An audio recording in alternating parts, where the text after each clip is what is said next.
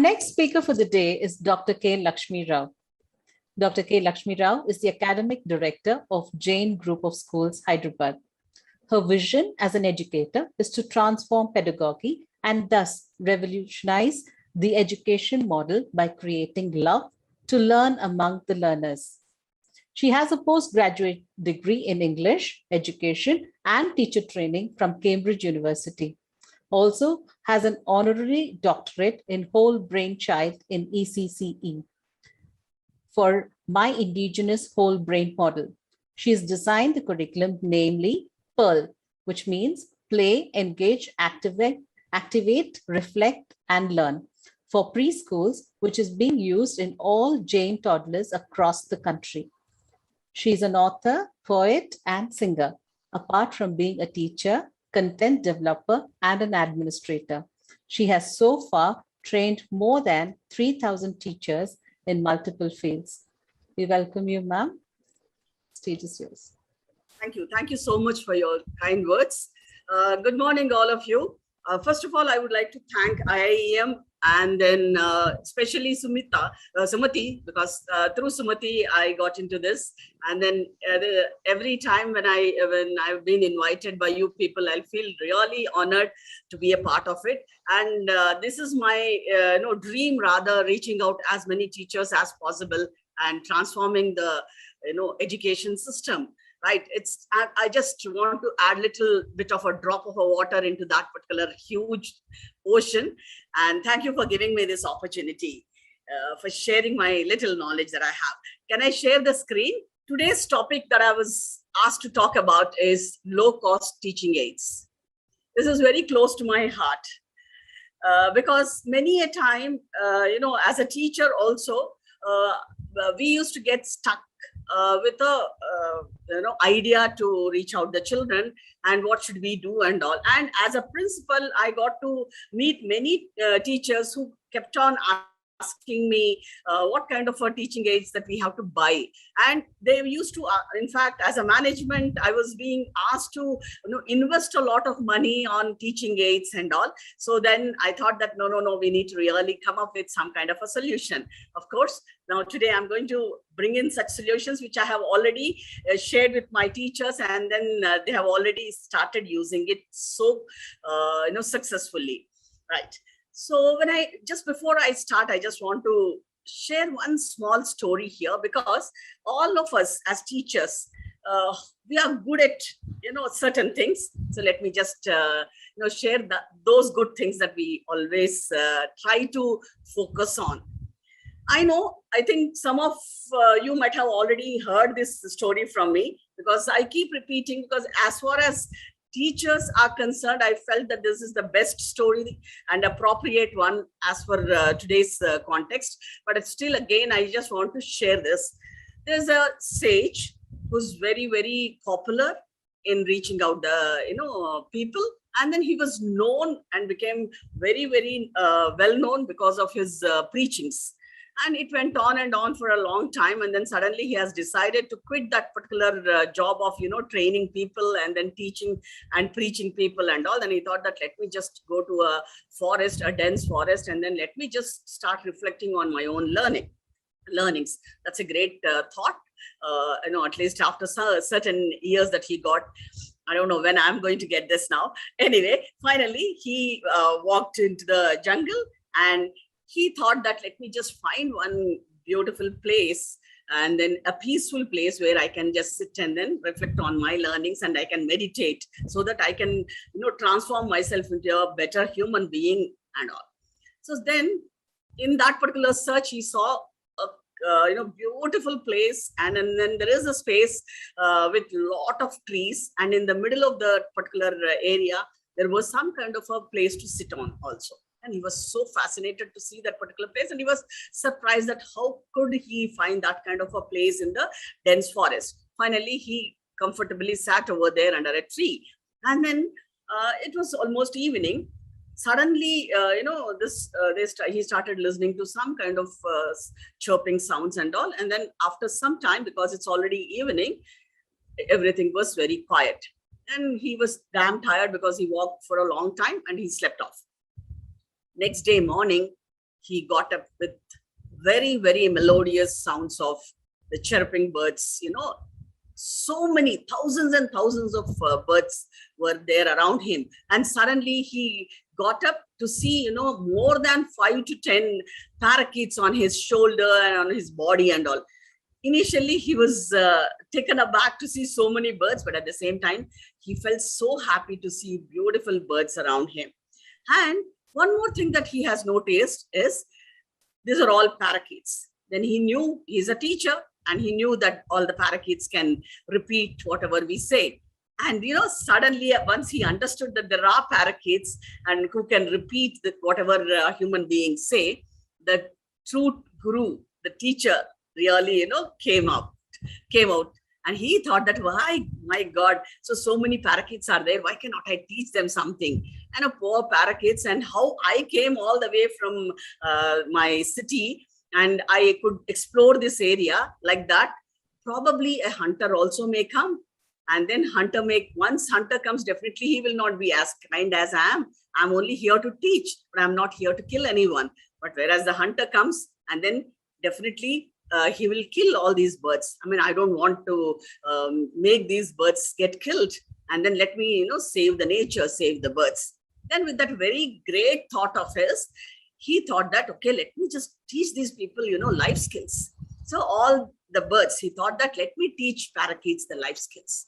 Then he, having decided to teach parakeets the life skills, he framed one beautiful and melodious song for the parakeets. So we are parakeets, we are parakeets. And then all the parakeets started repeating that. We are parakeets, we are parakeets.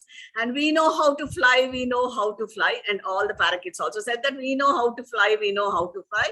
And when the hunter comes, we'll all fly away. When the hunter comes, we'll all fly away. All this, the whole song was, repeated so well. And he felt so happy that, he could teach that life skill to the parakeets. And this training went on and on for more than 10 days or 15 days it went on. And every day, very, very ceremoniously, he used to start this song, and till they go to search for their food, all the parakeets used to sing this song, and they used to repeat it. Evening also they used to repeat, and then they used to go back to their nests very happily. And after 10 days or 15 days, he got bored, like any one of us. So it became too monotonous for him. He thought that, let me search somebody else. So he forgot the intention of he coming all the way from city. He wanted to really reflect and then meditate and then reflect on his own learnings. But now he, because of his originality as a teacher, he already taught the parakeets, and he thought that, let me just move out of it. Then he decided to go out of that place. He went away. As he expected or suspected, what has happened, he predicted that somebody may come.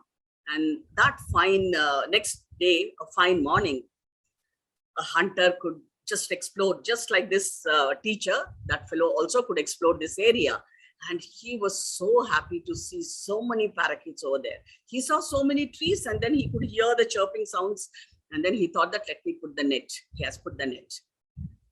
And all the parakeets were caught into the net.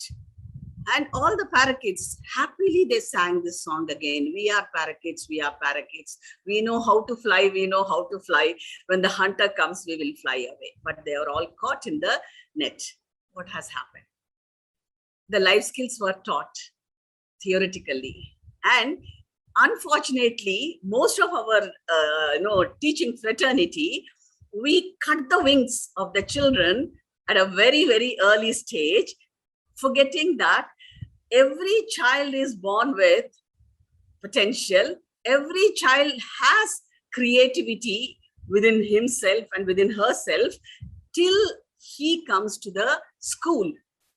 The moment the child enters the school, the wings are cut because we try to condition them, and we will teach them theory. We will forget to teach them the practicals. So whatever has happened to the parakeets, as teachers, we should not do this to the children at all. We cannot cut the wings of the children. We cannot cut the wings of the children and then curb their imagination at all. Because all of us know that every child till the age of 3 has 80% of the creativity in him, is born with that. And slowly it comes down to 6% by the time he completes his middle school. That is the worry that all of us have. And then we as teachers have to really realize that we cannot just cut the wings of the children at all under any circumstances in the name of teaching the theory. Okay. Now, since all of us are talking about teaching aids, I brought this. We all think that teaching aids and then theory is totally connected, and then theory and then the content is totally connected. But sometimes we fail to understand in what way the creativity emerges, and in what way the creativity is connected with the content, and in what way the creativity can make the teaching aids more and more useful. And then how can we make the children get engaged in exploring their own potential? In this situation, I would like to really share one case study with you. I happened to visit one of the schools. I will not mention the school name. I will not mention the area also. As an auditor, I attended that particular school. When I visited that school, it was a preschool. And then I was asking the teachers certain questions. I observed certain classes, and afterwards I just asked the teacher who was accompanying me to show their learning centers and everything. And I picked up one of the teaching aids, whatever teaching aids that were displayed over there. And I just picked up like that. And I just said, what is it for? Why are you using this particular teaching aid for? And unfortunately, the teacher could not answer. Why am I saying this? Is not to blame anybody. And let me be very honest in saying that the school has spent more than 5 lakhs in providing the teaching aids. But unfortunately, it was not being used by any of the teachers. And then what happens is, whatever you try to bring in the teaching aids, whether it is the costly or the low cost or online or offline, if you are not having the inclination towards implementing it and using it, and if you do not understand the utility value of it, then what will happen is all the efforts would go waste. And I really felt very sad for the management, because they had a lot of vision, and then they have spent a lot of money on buying the teaching aids and all. And many a time, people keep asking me that they get spoiled, what should we do? And I thought that actually speaking, none of us need to buy anything at all. We as teachers, if we have passion, even a newspaper can be a teaching aid. Even a matchbox can be a teaching aid. I'll be sharing all these things with you. And then even the smallest box that I have, and the tin, plastic tin that I have, I can use it as a teaching aid. Everything can be used properly if we have the planning, and if we have the creativity, and if we have the compassion to make the children really get engaged themselves in learning. Having said this, all of us know, I need not have to read it again, because it is already displayed. Confucius quote, I hear, I forget, I see, I remember, I do, I understand. So I need not have to repeat that again. Let me just talk to you about the facts of ECCE. Now, all of us know 80% of the brain development occurs below 6 years. Right. And then we need to really create neural pathways for the kids to learn by creating images in the brain. And there are 100 million neurons that are there in our brain. And if they are not connected properly, then there will not be a proper learning that takes place at all. Before 6 years, when the brain is developing 80% of it, and if you, at that point of time, if you are creating gaps by not creating the original learning of the children, then what would happen is there will be a learning gap. And these learning gaps will definitely affect their academic performance in the later stages. With that, I just want to bring this though it is not directly connected to the topic, I just want to reiterate the point that we need to really, as teachers, have to focus on connecting the neural pathways, creating the new neural pathways so that the child will be able to learn better. All of us know that 0 to 6 years, they learn by doing. So if I keep on talking and giving lectures and then thinking about the same size fits all, then definitely it's not going to work at all. So we need to give them opportunities to learn by doing. And 6 to 14 learn by feeling, and then 14 and above learn by thinking. But most of us, let us not even talk about learning by feeling and all, because now here I think all ECCE teachers are there, right? Are they our audience, or do we have any other level also? Okay, fine. But see, most of us fail to understand how to handle the 6 to 14 because they learn by feeling also. There we create a lot of scars also by comparing them with others. And then we fail to understand what kind of activities that we need to create for 6 to 14 also. Now, anyway, since it is confined to ECCE, let us just limit ourselves to 0 to 6. And then moving ahead, for all of you, this one, expected outcomes of this session. If you have not achieved it, please get back to me. You will acquire knowledge of low-cost teaching aids and their importance in your life.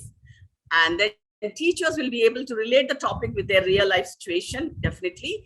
And then will be able to create low-cost teaching aids for better performance of their students in future. I'm sure that you're going to do it.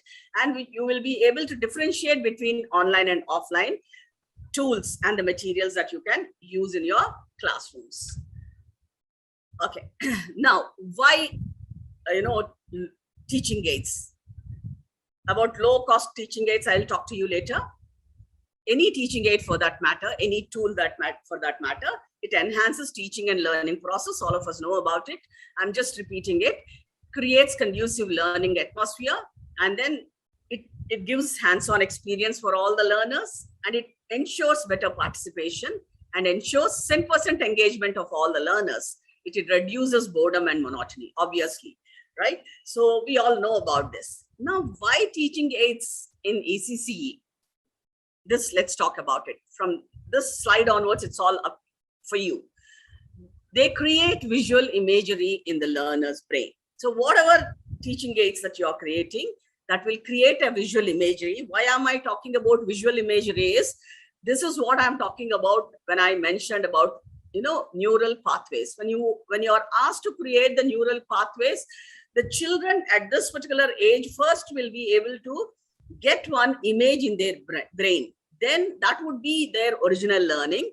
And afterwards, whatever verbal inputs that you give, they will be added to that neurons. And that's how they will be able to get a clear picture of any of the objects that they will be getting associated with or they will learn about. Okay. They also create interactive experience among the learners. So obviously, when I show a visual input, definitely you will get connected because you will make an attempt to go through that, right? And then the concepts will definitely be clear than when we talk about. And then the skills will, like LSRW, will be improved. And then it focuses on faster learning and better comprehension. Certainly, whenever you use your teaching aid, that enhances the learning and it makes the learning also faster and quicker.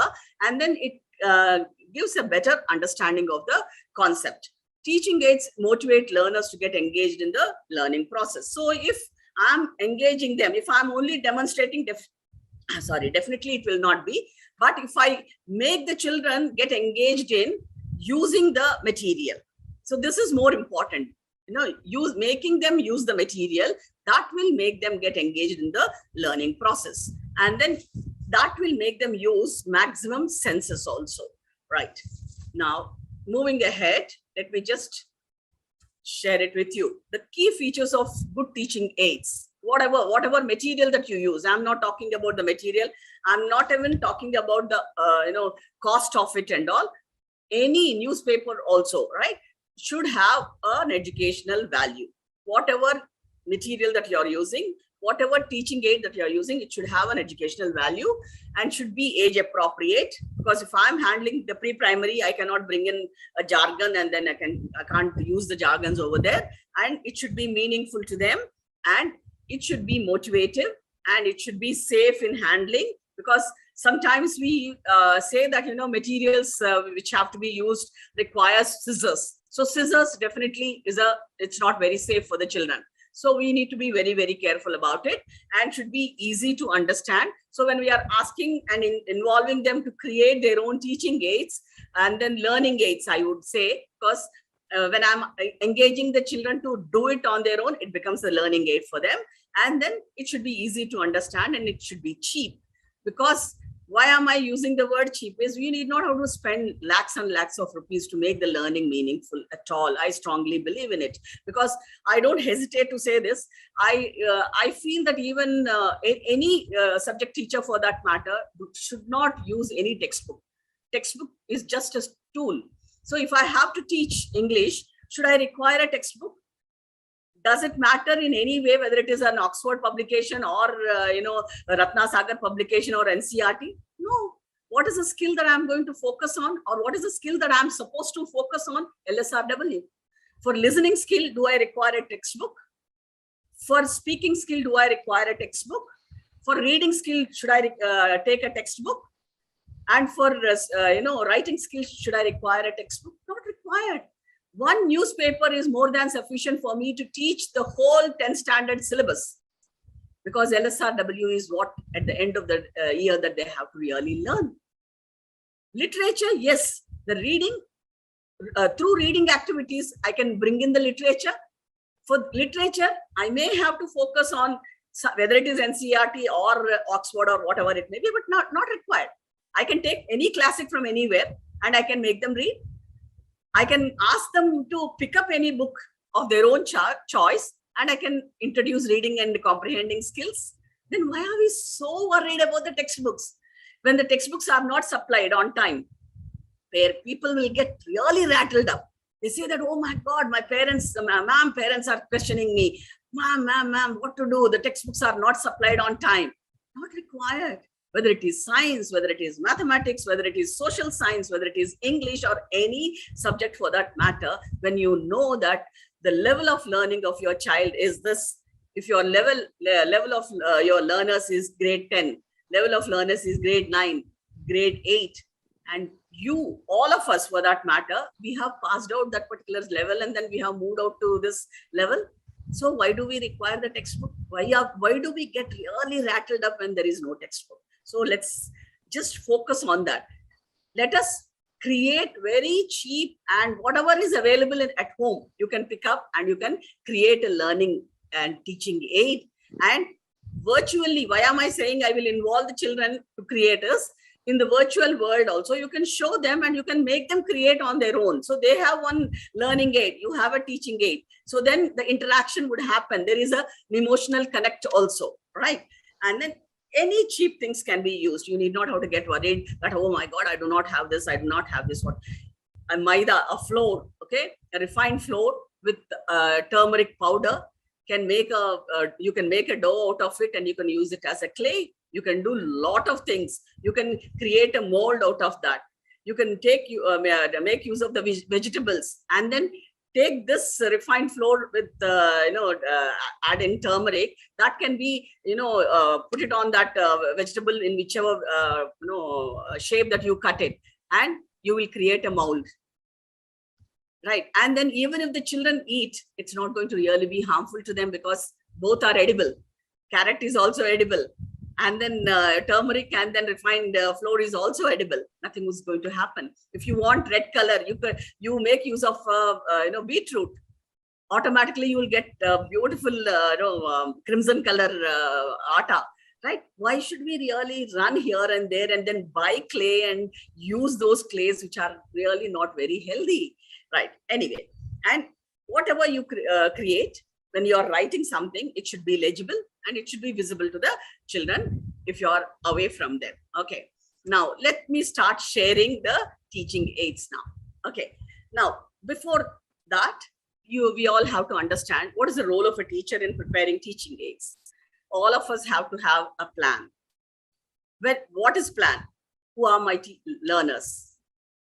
Do I have the ability and adequate knowledge to create the teaching aids? Can I design? Do I have the skill to design the teaching aids? Do I have the creativity? And do I have the preparation time? And can I preserve it? And whatever material that I'm using, can I preserve it? And how am I going to put it into action? These are the questions that all of you have to ask yourself. And please don't say that I'm not creative. I do not know how to design. A teacher of 21st century is called a designer only. She is not called, she has to be an architect. She should be in a position to design the lessons as per the requirements of the children. And unless and until you know how to design the lesson, unless and until you know how to design your teaching aids, you will not be successful at all as a teacher. Right? If you really want to take it up as a career, then definitely you need to really change that mindset of a teacher who says that, no, I cannot design, I can only teach. Designing is a part of teaching that we need to really understand. So these are the most essential things, and the role of a teacher in preparing the teaching aids is she should have a planning. She should have a great planning, and she should be in a position to design. She should develop that skills of designing, and she should be very, very creative, because you all know that even Howard Gardner also said the same thing, that the 5 minds that are useful for this 21st century is like that, the creativity and communication and synthesizing skills, and then multidisciplined mind. So, and respect, of course, that's a different issue, right? And respecting everybody around. So these are the major things that we all have to focus on and develop in ourselves in order to be a successful teacher in 21st century. Now, I'm talking about literacy, and this is at any level, whether it is pre-nursery or nursery or LKG or UKG. So here, this I am sharing it from one of my student teachers' work. See, she has, developed this. If you see it very clearly, she's teaching them sweet and sour, spicy and bitter. She has created this thing also, pictures of Karela, okay, bitter gourd, and then she also made one chili, and she made a mango here, and then some ice cream kind of a thing that she has made. And but at the same time, she did not keep herself quiet, saying that they will understand. What she has done, she has brought the things naturally over there, and she has displayed, she has cut the mangoes, and she has brought the chilies, and she has brought everything over here. Whatever she has displayed it over here, she has brought it, and she is making them taste. So then that is a sensorial learning part of it.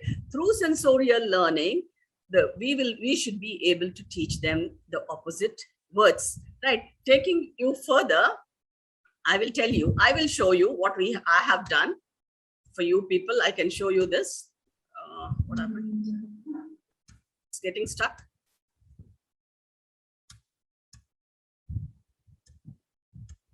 What happened? It got stuck.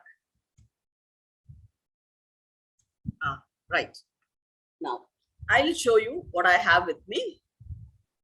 The materials required is a dry fruit box that I have with me right now. You need not have to have the dry fruit box only. You can have any box, whatever box that you have, you can have it with you.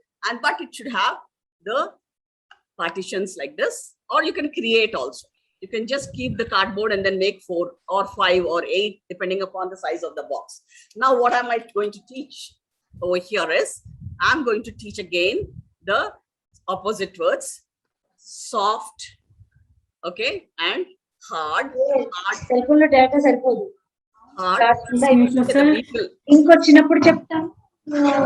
The beetle leaf, nuts, beetle nuts that I have kept, okay, and this is cotton. And then this is very rough, the scrubber, to make them understand that it is rough. And then this is a sponge, which will make them understand it is a smooth one and soft and all. See, now this took only 2 minutes, because all this material will be definitely available with all of us. A box will be there. And then we have a scrubber at home.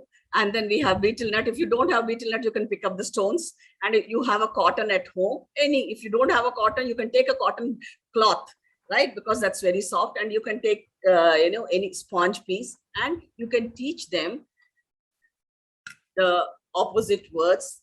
And then we are also focusing on the sensorial learning part, because at this point of time, they have to make use of as many senses as possible in order to make them understand the things better. Okay, now moving ahead. Yes, I would like to teach blends for the children. Okay, blends are in UKG. I can take the spoon. Okay, SH is the word that I would like to teach, right? And SHA, I think got merged, smudged R, E, share, SHARE, share. I can make it as SHARP, sharp, because I have P also. Suppose I want to make it as SHARK, I'll use the word K, shark. And then now let me just drop E, and then let me just drop R also, and let me use double E, and then pick up P. Now it becomes SHEEP, sheep. Now, for this plastic spoons, do we require any amount? I don't think so. It's so cheap. So that's the reason why we thought that you can make fans out of it, and you can teach vocabulary with the spoons, and that is a very, very cheap one. You can teach vocabulary, you can teach blends, you can teach a lot of things with this. Okay, moving ahead. Yeah, here I would like to show you the toothpicks flags. Okay, the picture of animals, white paper to write the sound by each animal. This, why am I showing over here is, some of you may say that, no, ma'am, we are not very good at art, so we won't be able to draw the things and all. So with that fear, you may not be able to really, draw. Okay, so now you can cut the pictures from the books, right? And is it clear? Is it clear? This is cow, and then it moves, right? It's a toothpick and the picture and a white paper that I have taken, and the cat, and it mews. The sounds of the animal that we can teach, and then it is the duck, and it quacks, and the dog that barks, and the lion that roars. See, why am I sharing this small size over here is, now, of course, it's all homeschooling now. And in the virtual platform, unless and until you engage the children on the other side of the screen, you will not be able to really catch them up. And then you will not be able to connect with them, emotionally at all. So the reason, that is the reason why I have taken a very simple one. You can train the parents as well. You can tell the parents to cut the animals, and then they know that the sounds of the animals also. The children also can make this on their own. Like in the class itself, you can create this activity. You can say that now a day before, you can tell them, just make your parents cut the animals, and then ask them to write this, and then ask them to keep the toothpicks ready. They just have to have a glue stick, and then with a glue stick, they'll be able to, make this 8. And that will really make everybody happy, because they are, involving. You are engaging them 10%. And that is the reason why the size is small, because I want to make it too personalized for the children. And yes, of course, teaching aids, when we are showing it to them in general as a large group, definitely they have to be larger size. And then, of course, there you need to have the stick, and then a larger picture as well as a larger card. Okay, but since it's a virtual one, then I thought that we can engage the children. See, this is a major concern for most of the ECCE teachers, that the children will not get engaged properly. The children will not sit in one place. What am I going to do? They are not sitting and all. If you are engaging them like this, then obviously they are fully engaged, and then 10% participation will be there. And of course, hands-on experience, and then there will be a learning as well, right? Now, next, sounds of animals over. Now we need to teach something else to the children, the family. Okay, hand puppets, nothing. It's so simple to make hand puppets. Chart paper that you just have to take, and then you just have to roll them up like this, and which will fit into your fingers, right? Then you have the family members here: father, mother, daughter, and then wait, the son is coming here, and this is a family of 4. This is a family of 4. You can teach stories. You can tell a lot of stories on parents. You can tell them about family. You can make them talk, show and tell activity can happen. They can talk about the mother, they can talk about the father, they can talk about the brother, sibling, anyone, brother or sister. And they can, if you want to add on to other family members, then you can just move them here, and you can say that now dad went to office and my aunt came. So one more, this thing puppet would come here. So this takes just 5 minutes to prepare. Then why should we really spend a lot of money? And I know that all my teachers have used it. And then when we conduct this teaching, aid competition, they all have learned, and then they are using it very, very successfully. So when these fingers move, then the animated pictures will always create a lot of curiosity in the minds of the children, and a lot of interest would be created.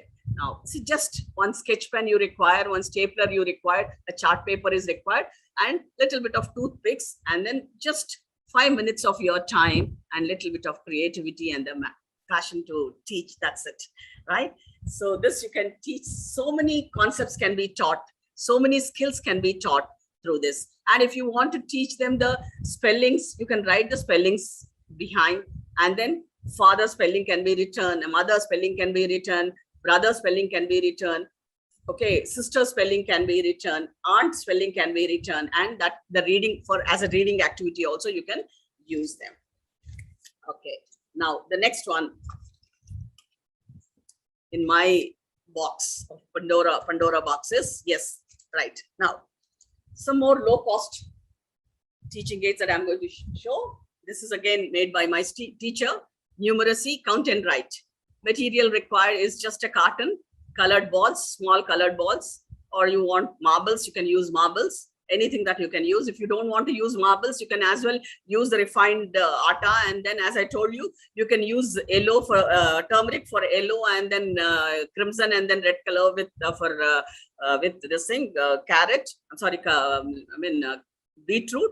And then you can wrap it up with various colors also, and then your material will be ready. And cut the carton box as shown in the color, and then put the holes, right? Number each hole and ask the kids to pick up appropriate colored ball and put it in the hole as per the number. So this here, two things that you're teaching, 2 skills. One is count and write. You can ask them to write down. Counting you're teaching. Second one is sorting out. In a box full of various colors, the child will be able to sort out various colors. And then for this, you do not really require much of a money and time at all. So these are the creative ways that you can really create a low-cost teaching aid, and you can make the learning very, very fun and then delightful.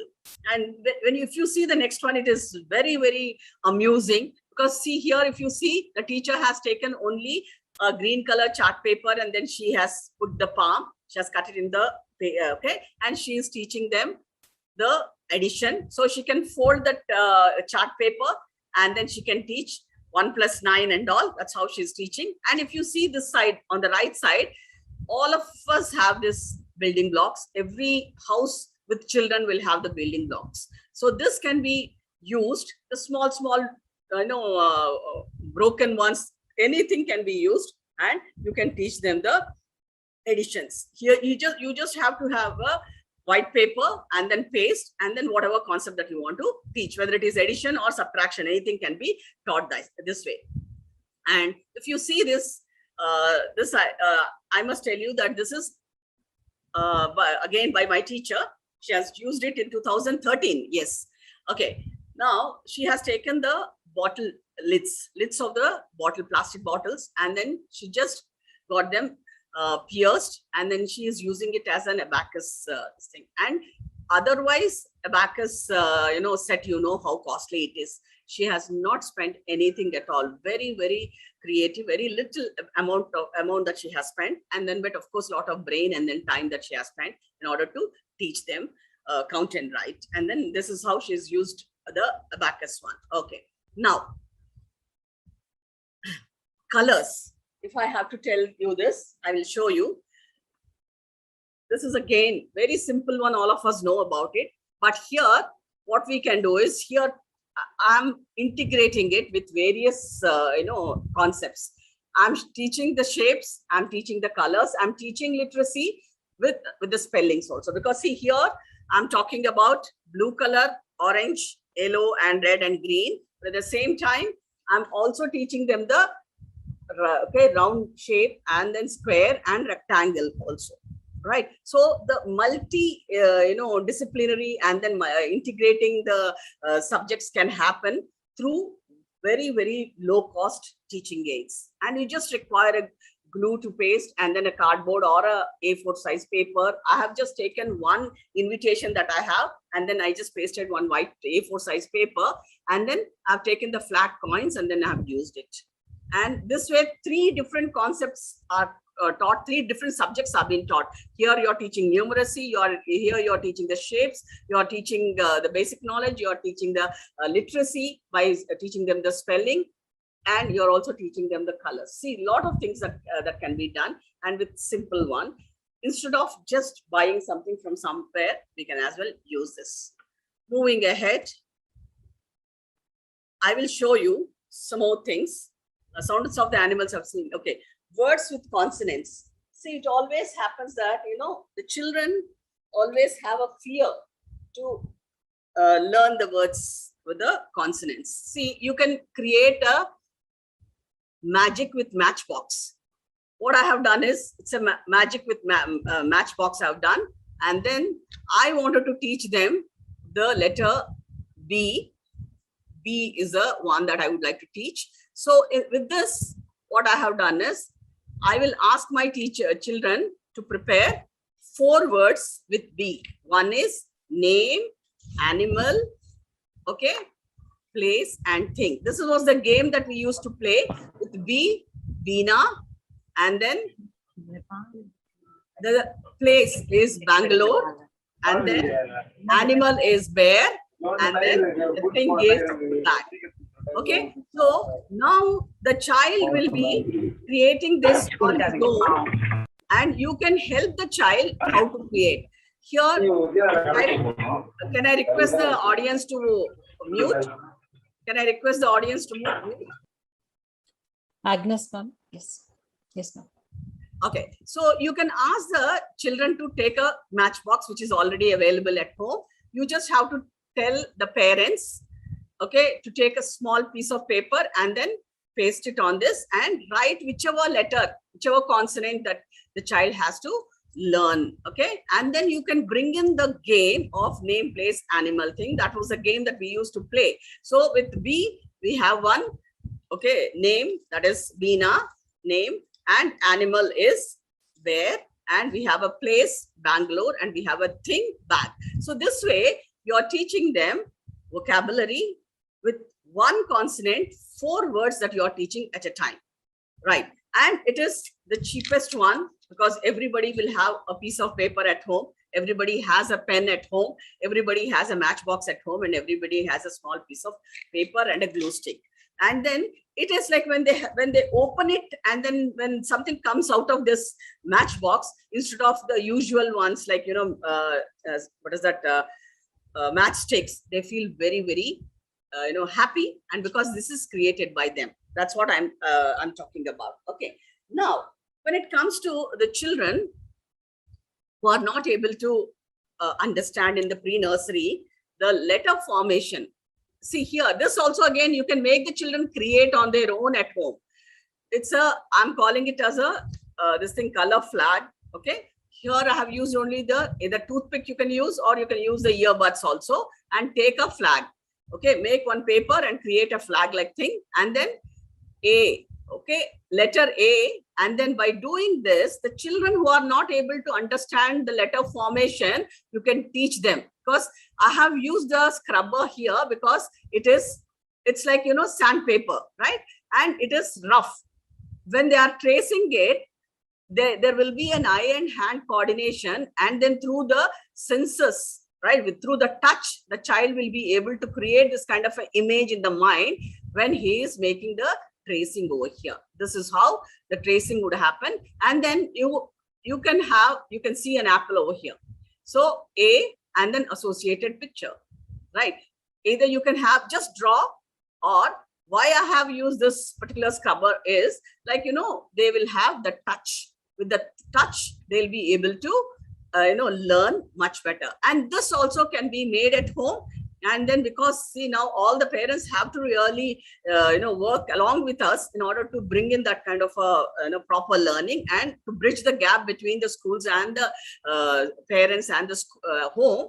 This is called school parent partnership. So you can actually share these things with the parents, and you can ask them to create, and they'll also feel very happy when the children are learning right in front of them, and then when they are also engaged. And child can prepare this, and everybody will have a toothpick at home, everybody will have an earbud at home, and chart papers are available. If they don't want to use the chart paper, white paper, A4 size paper also is okay. Scrubber will be there, and you just have to have a glue stick, and then everybody can draw one apple. It's not a big thing. If they don't want to teach A4 apple, they can draw an airplane. They can make an ant, anything. So this is how I think the sensorial learning can happen. This is how every child can be engaged, even through a virtual platform. Okay. Now, one more thing I would like to share. The picture, right? The picture card. Okay. This is again a thermocol. You can keep it like this because the child can see. It's like a stand. It should be, right? Okay, I just made it just when the inauguration of this program was on. Okay, I just want to tell this because it is as quick as possible. Like we can make it as quickly as possible. Now, if you see, you can see the pictures here. Then the child will be reading. The moment they see the picture, they know that it is cat. This okay. This cat's name is Kitty, right? So now if you incorporate more pictures, this will help the visual learners as well. And this will also help the children to, decode the pictures. Coding, we are talking about coding and all, right? So they can decode the pictures and they can associate with the letters, and then the reading and comprehending automatically gets enhanced. A storyboard can be created. This is a very simple one. One card you can take and you can put on white paper, any story that you can create, and then any picture that you can draw. So if here you can see the crow. I have made the crow, fly, and you see the pot which was empty, and then later on it is filled, started flying. So this way, if you are drawing the pictures and if you are making the words also, and then giving visual as well as verbal inputs, the reading and comprehending will become easier for the children. So when I'm talking about LSRW, definitely this will be a part of it. Now, and the same thing can be used in teaching the sentences. Okay, the same card can be used, and then we can teach the sentences as well.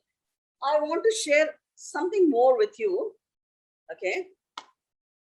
This is called here I'm using this Pandora box to teach them the sentences. Okay, it is all mixed up. This is a box. All of us will have this kind of a box, and I have kept all the four or five cards I have kept in that. It is all jumbled up. The child is asked to take out, and then the child is asked to place it in the, okay, place it in the order. Okay, so this, she has put it as, this is a dog. Okay, so now she is able to frame a sentence. So now you are teaching the children to learn on their own. This also can be created at home, and then you can take the help of the parents and you can ask them to be a part of this learning journey. Now, the next one I'm talking about, the pretend play. Okay, you can take a rose. Okay, you can hold a rose. Right now, I do not have a rose in my hand. Fine. Anyway, you can take a rose. You can ask the children to describe it as a cloud. So they have to imagine themselves as a cloud, and they have to look at the rose as a cloud. Right? Here, what would happen is the imagination gets enhanced. Then as they will imagine themselves as a cloud, and how does a cloud look at the flower? How does a cloud look at the flower? See how much of imagination that you are really creating in the minds. So you're triggering the thought process. You can say that, okay, so now as a cloud. So you can, initially the child may not be able to understand. Then you can say that, see, as a cloud, when I see the rose, I really want to drop the water on that. Right? So clouds anyway would love to get evaporated, then convert them into the water, and I want to put my drop on the rose, red rose, and then it will start shining. So this is the input that you can give as an adult, and then you can start triggering the thought process. You can give them as many verbal inputs as possible. You can make them imagine as a child. How does a child look at the rose? How does a child look at the rose? The child wants sometimes to pluck it immediately because it's very beautiful and it's very soft. Then she will describe the rose. And as an adult, how does a mother look at the rose? Let the child imagine. So this kind of an imagination. So you need to really trigger their thought process and create a lot of opportunities to make them imagine. The more you make them imagine, the more they'll be able to think. All the time, if you are giving them ready-made answers, then obviously the child will never and never be able to use the brain at all. So that's what I'm calling it as cutting their wings, right? So if we start giving them a lot of inputs from our end, because we know so much, and by the virtue of our age and experience, we know, and so we keep giving them a lot of things. So we are very, very magnanimous in giving, but we need to really make them learn on their own, self-learning, involve them.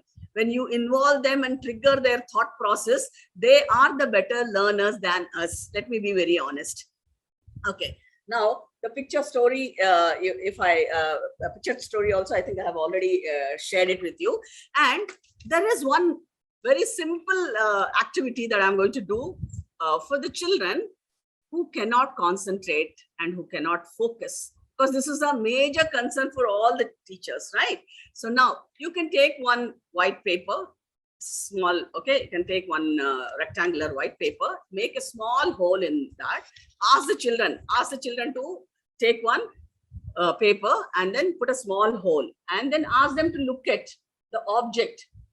One object you mention, you say that whatever is right in front of you, if you have a watch, wall clock, okay, look at the wall clock. And only wall clock that you need to see. You cannot see anything else, right? And then if the hole should be very small that she or he can see only the wall clock, then what is the objective behind this? The keen observation will make the child understand and more details of the wall clock. That's one thing. And then after that, you can ask her or him to describe what he has seen. Second thing, the concentration will be increasing. The child who cannot focus, who can't sit for a long time, you give them the time constraint. You say that 30 seconds you have to watch this. After 30 seconds, till 30 seconds, don't look here and there. After 30 seconds, I will ask you to talk. Right. This is how you can improve the concentration power, and then you can improve the child's focus.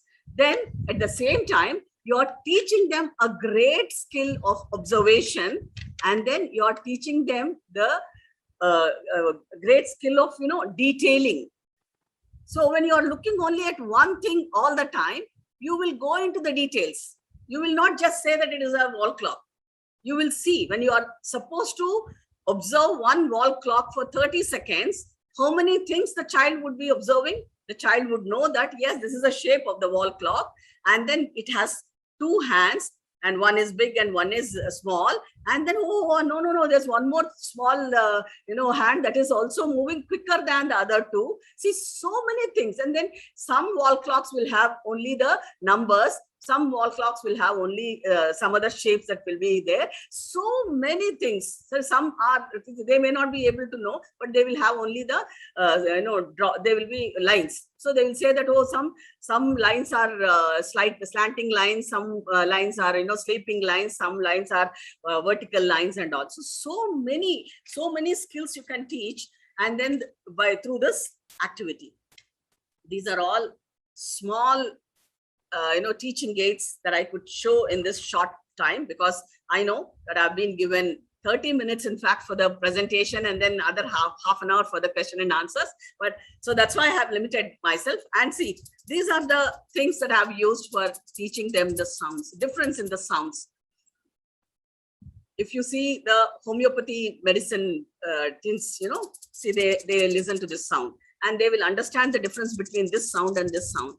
And if I say these things are, these seeds are larger than this, but why are they not making sound? Because it is in the small tin. So these are the scientific temperament also we can increase in them. They will be analyzing why, when the same material, suppose if you put this material into a smaller thing, and if it is too tight, right, it is full to the brim, it is there, the sound will not be there.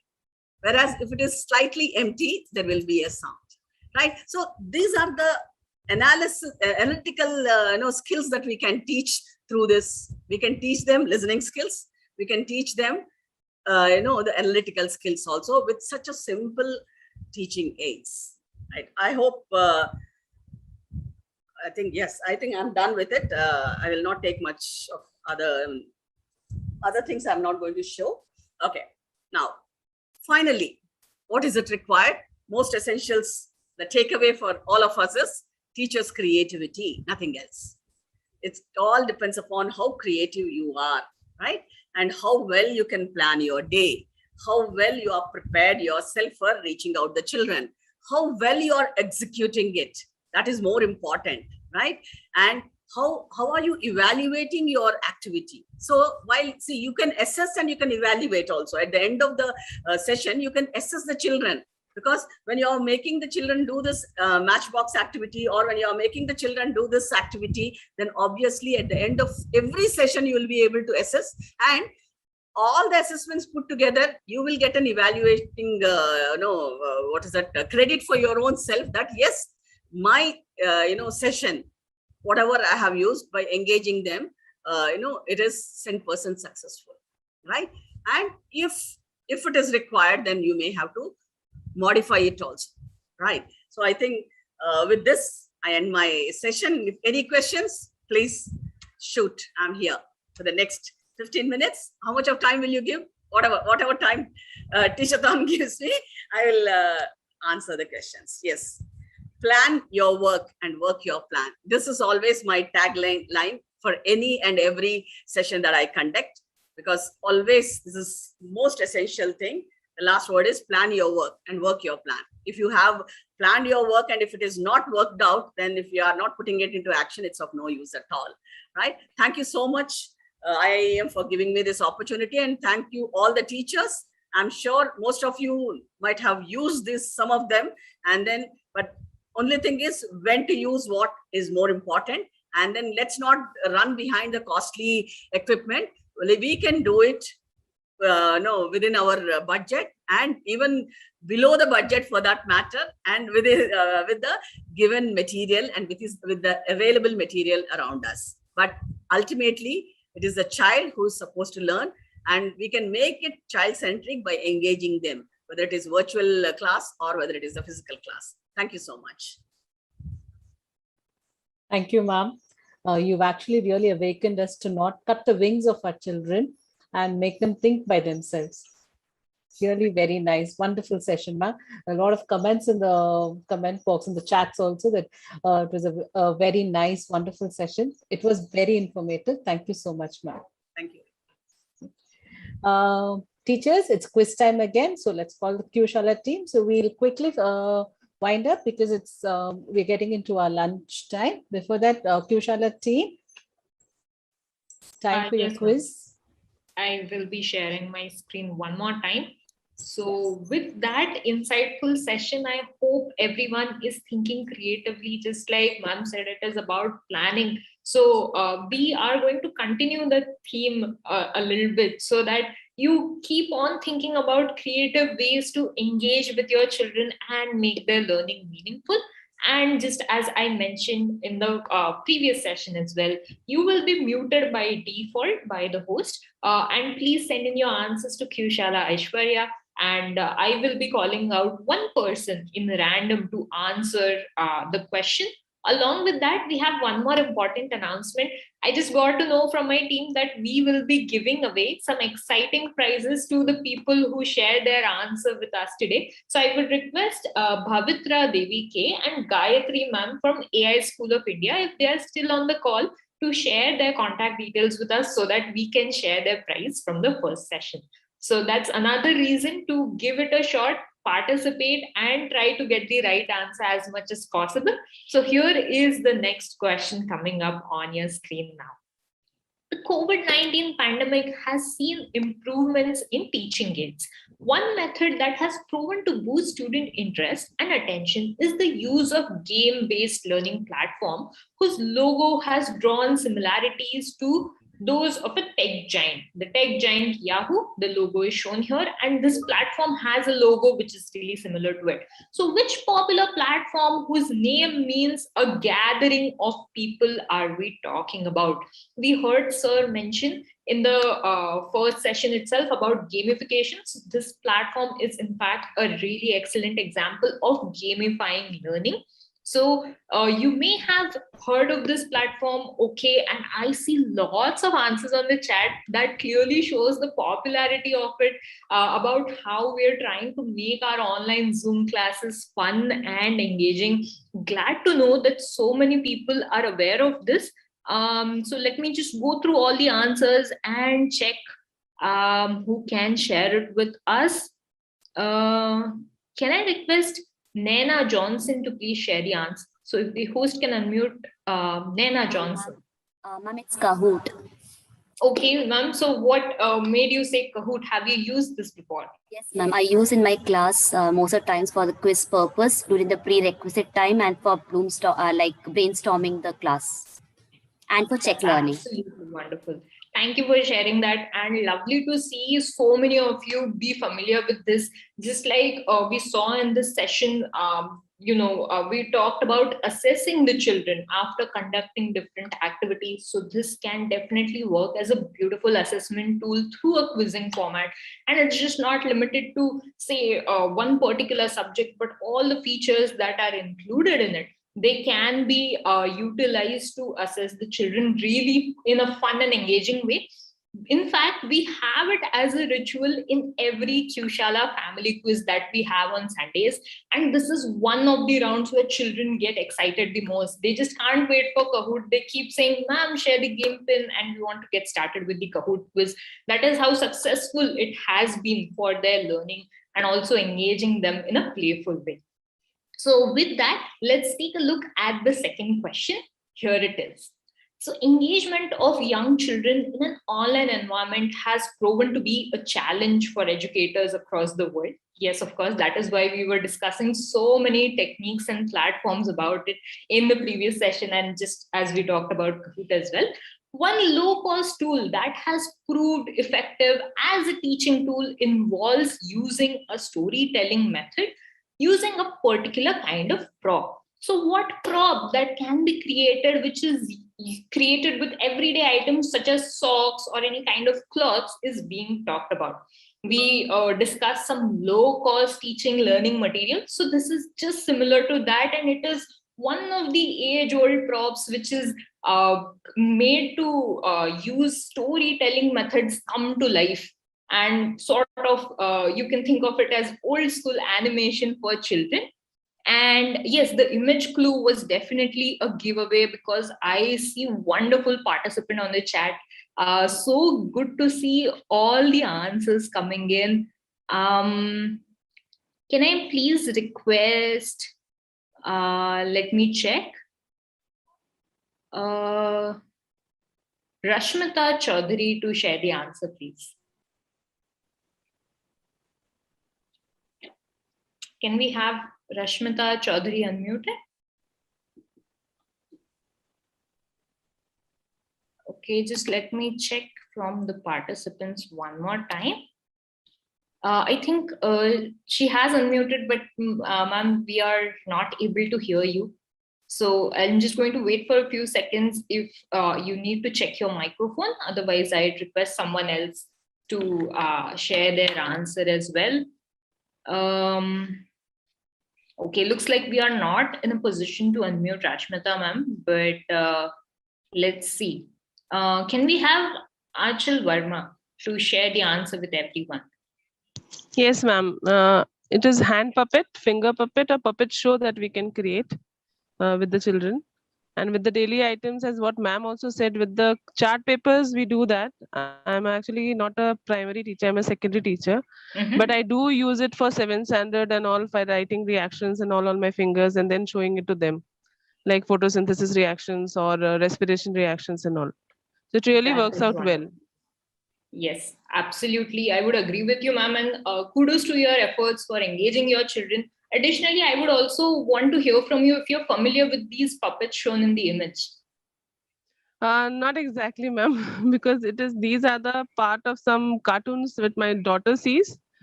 So Yes. not much into it, but yeah.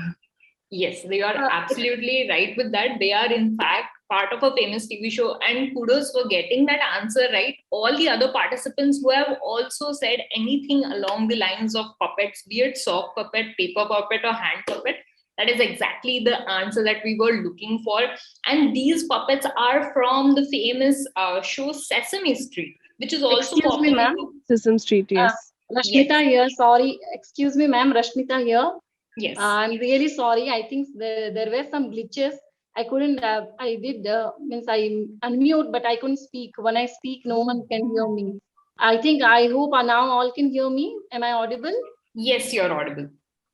Sorry, ma'am. I'm extremely sorry. Yeah. Those are the puppets, all kinds of puppets, hand puppets, and different kinds of puppets, what we use. And the children are really like that. And even my children, like my class children, they prepared themselves the puppets. Also, there are some puppets, paper puppets, which they can hold and like swing it. So they did all that. Thank you. Thank you for that. Lovely to hear that, Rashmita ma'am. So all those who have shared their answers by unmuting themselves, the people that I have called out so far, we have 4 people in total. 5 if we in fact count Rashmita ma'am. So please send us your contact details on chat, and like I said, we'll be giving away prizes as well.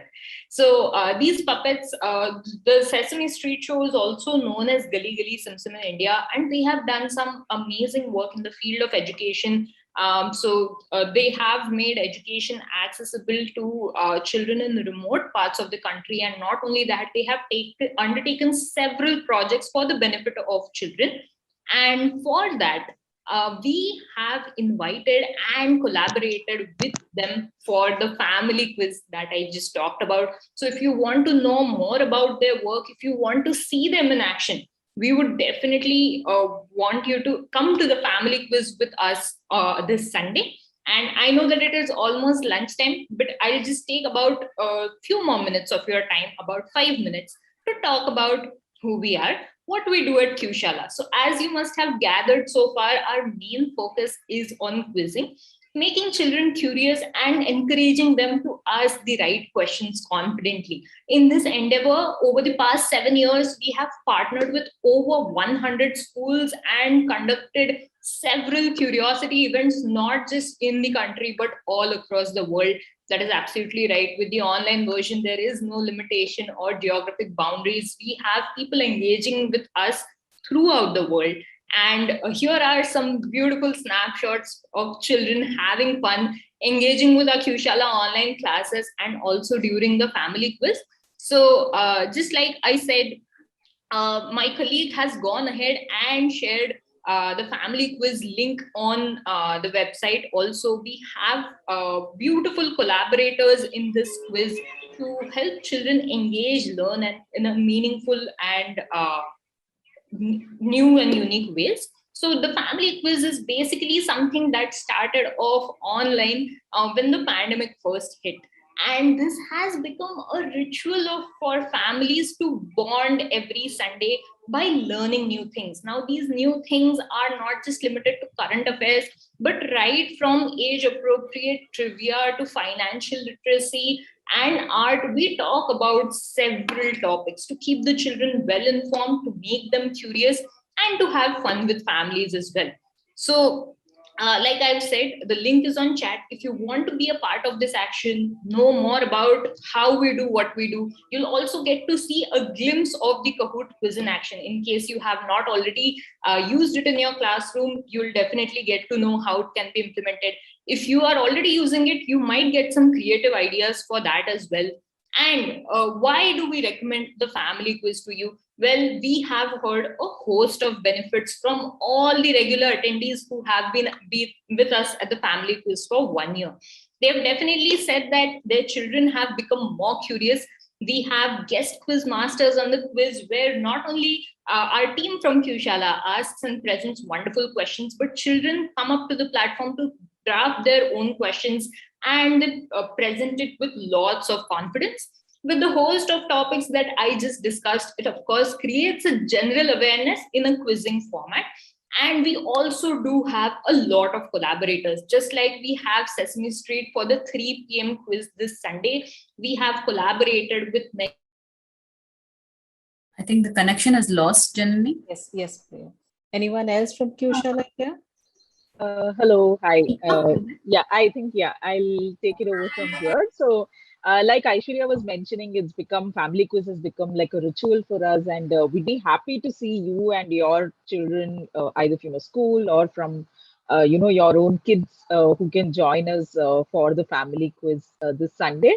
And it would be really fun to have them watch Sesame Street puppets live on their screens as well.